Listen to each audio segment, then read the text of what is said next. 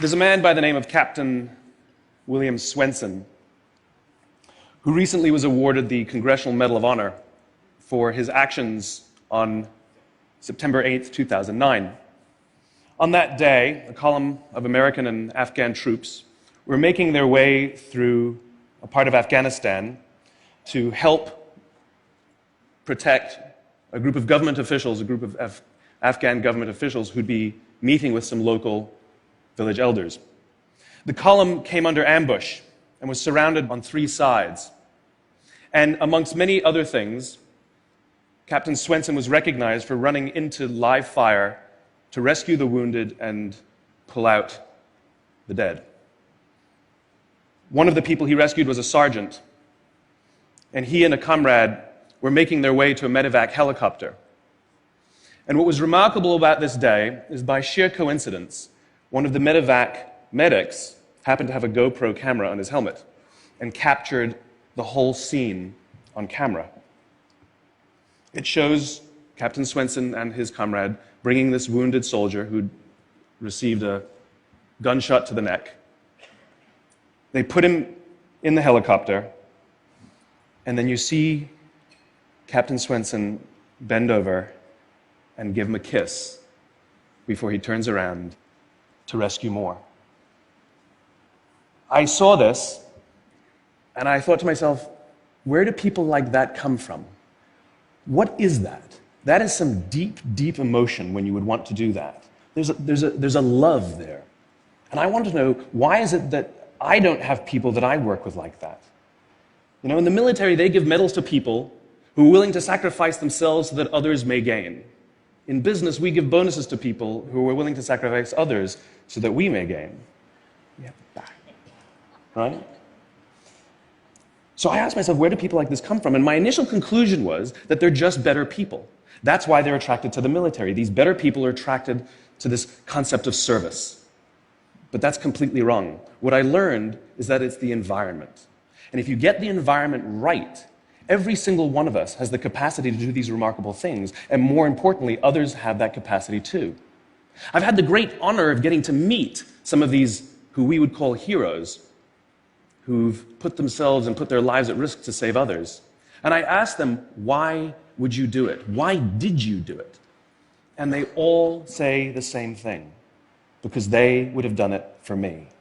It's this deep sense of trust and cooperation. So trust and cooperation are really important here. The problem with concepts of trust and cooperation is that they are feelings, they're not instructions. I can't simply say to you, trust me, and you will.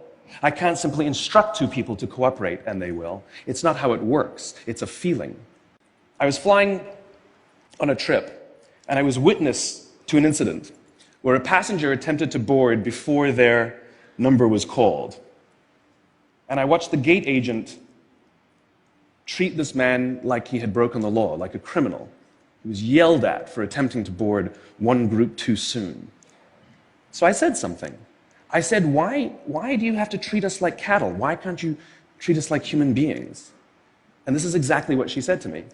She said, sir, if I don't follow the rules, I could get in trouble or lose my job. All she was telling me is that she doesn't feel safe. All she was telling me is that she doesn't trust her leaders. You see, if the conditions are wrong, we're forced to expend our own time and energy to protect ourselves from each other. And that inherently weakens the organization. When we feel safe inside the organization, we will naturally combine our talents and our strengths and work tirelessly to face the dangers outside and seize the opportunities. The closest analogy I can give to what a great leader is like being a parent. If you think about what being a great parent is, what do you want? What makes a great parent? We want to give our child opportunities, education, discipline them when necessary, all so that they can grow up and achieve more than we could for ourselves. Great leaders want exactly the same thing. They want to provide their people opportunity, education, discipline when necessary, build their self-confidence, give them the opportunity to try and fail, all so that they could achieve more than we could ever imagine for ourselves. Charlie Kim, who's the CEO of a company called NextJump in New York City, a tech company, he makes the point that if you had hard times in your family, would you ever consider laying off one of your children? We would never do it. Then why do we consider laying off people inside our organization? Charlie implemented a policy of lifetime employment. If you get a job at NextJump, you cannot get fired for performance issues. In fact, if you have issues, they will coach you and they will give you support, just like we would with one of our children who happens to come home with a C from school. It's the complete opposite. This is the reason so many people have such a visceral hatred, sort of anger at some of these banking CEOs with their disproportionate salaries and bonus structures. It's not the numbers. It's that they have violated the very definition of leadership. They have violated this deep-seated social contract. We know that they allowed their people to be sacrificed so that they could protect their own interests. Or worse, they sacrificed their people to protect their own interests. This is what so offends us, not the numbers. Would anybody be offended if we gave a $150 million bonus to Gandhi? How about a $250 million bonus to Mother Teresa? Do we have an issue with that? None at all. None at all. Great leaders would never sacrifice the people to save the numbers. They would sooner sacrifice the numbers to save the people. Bob Chapman, who runs a large manufacturing company in the Midwest called Barry Waymiller, in 2008, he was hit very hard by the recession, and they lost 30% of their orders overnight. Now, in a large manufacturing company, this is a big deal, and they could no longer afford their labor pool. They needed to save $10 million. So, like so many companies today, the board got together and discussed layoffs. And Bob refused. You see, Bob doesn't believe in head counts. Bob believes in heart counts. And it's much more difficult to simply reduce the heart count. And so they came up with a furlough program. Every employee from secretary to CEO was required to take 4 weeks of unpaid vacation. They could take it any time they wanted, and they did not have to take it consecutively.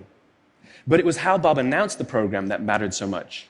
He said, it's better that we should all suffer a little than any of us should have to suffer a lot. And morale went up. They saved $20 million. And most importantly, as would be expected, when the people feel safe and protected by the leadership in the organization, the natural reaction is to trust and cooperate. And quite spontaneously, nobody expected, people started trading with each other. Those who could afford it more would trade with those who could afford it less. People would take 5 weeks so that somebody else only had to take 3. Leadership is a choice. It is not a rank.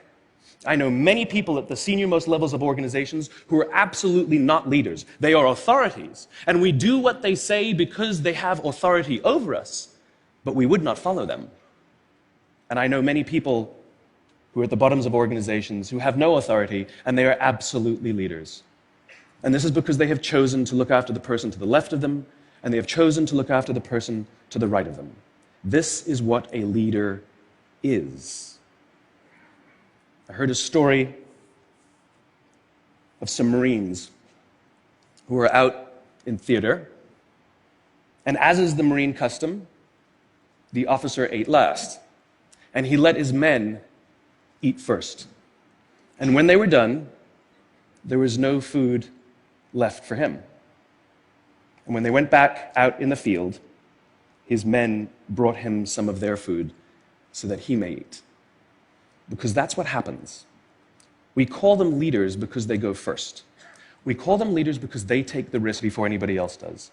We call them leaders because they will choose to sacrifice so that their people may be safe and protected and so their people may gain. And when we do, the natural response is that our people will sacrifice for us. They will give us their blood and sweat and tears to see that their leader's vision comes to life. And when we ask them, why would you do that? Why would you give your blood and sweat and tears for that person? They all say the same thing. Because they would have done it for me.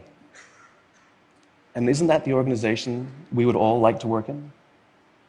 Thank you very much. Thank you.